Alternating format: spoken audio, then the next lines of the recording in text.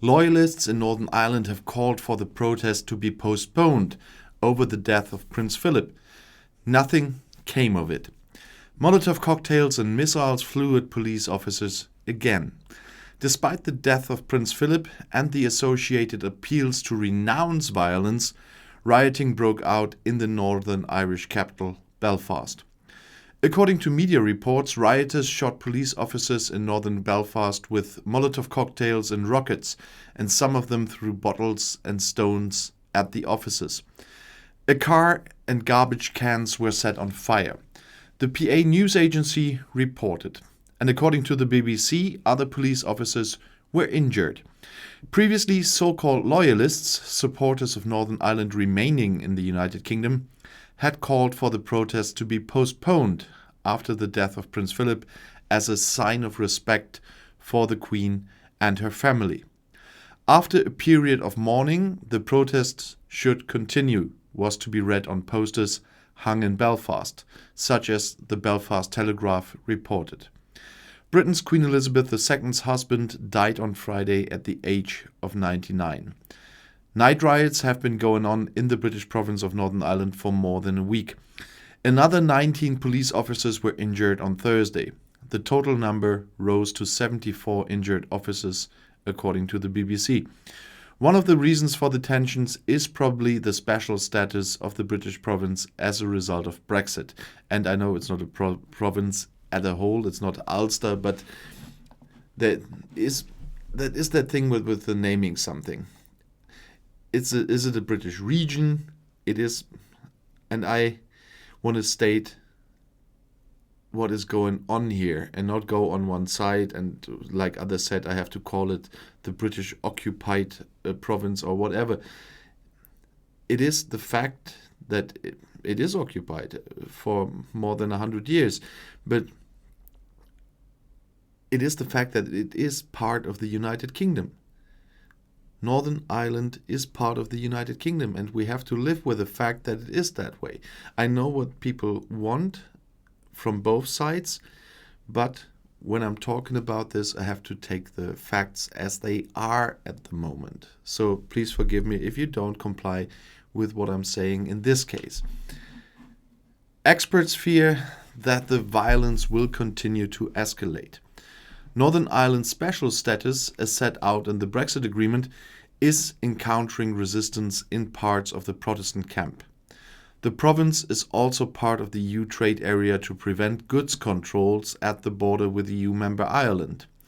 Instead, checks must now be carried out between Northern Ireland and the rest of the UK, but only checks on goods, not even services, and especially not people.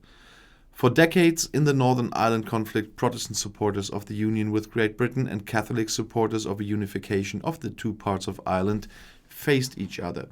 And another comment on that one. If you're from either side and complain about the Catholic Protestant thing, that is the majority on both sides were from either religion. And they brought up religion in that time during the Troubles always again and again. And so the point of view from the outside definitely is that the split goes there. It may be an incident, if you want to say so. And there may be some shifts at the moment. And there may be nowadays far more atheists involved there than Catholics and Protestants. But from the outside view, from here, the line still goes there. And as long as no one proves that it is not that way anymore. So send me a link to a statistic that says it's not that way anymore. Then we can talk again. But in the light of the recent unrest in Northern Ireland, Irish Prime Minister Micheál Martin was warned of a spiral of violence. Dozens of police officers have been injured in the rioting in the past few days, as I said.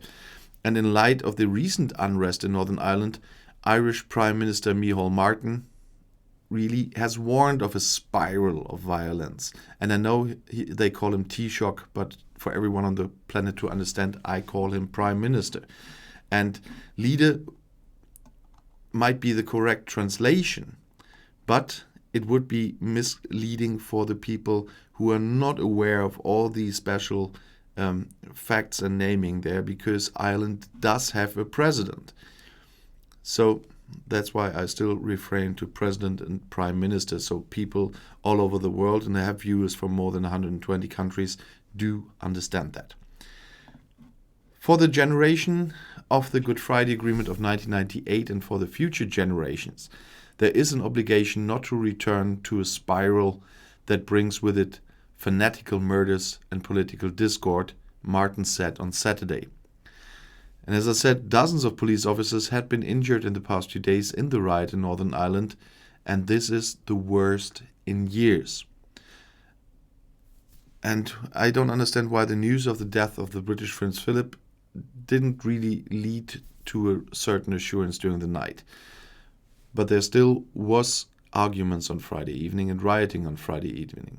Saturday marked the 23rd anniversary of the Good Friday Agreement, which ended the Northern Ireland conflict that killed around 3,500 people. The government of the province of Northern Ireland condemned the recent violence in a bipartisan statement on Thursday. Reminders to calm down also came from London and Washington. And if you want to stay informed, please subscribe to my channel. Auf Wiedersehen.